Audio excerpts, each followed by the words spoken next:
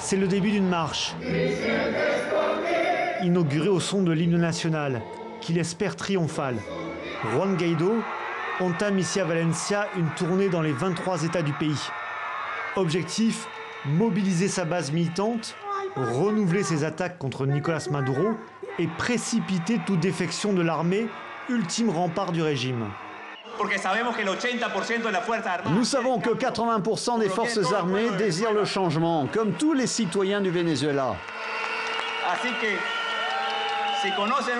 Mes amis, si vous connaissez un soldat, un militaire, parlez-lui et faites-lui comprendre que nous sommes rentrés dans un processus de libération du pays.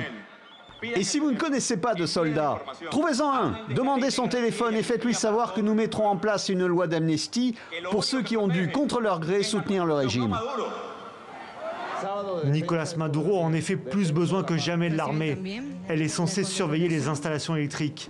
Le Venezuela est encore sous le choc de la gigantesque panne de courant qui a paralysé le pays pendant une semaine. Il faut donc remobiliser les militants du régime, comme dans ces rues de Caracas. Prouver que le peuple suit.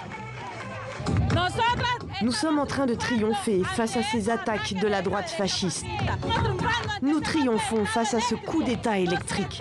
Nous sommes convaincus que ce gouvernement est mené par le peuple. Pour l'instant, l'armée reste fidèle au régime, mais le pays s'enfonce davantage dans la crise économique.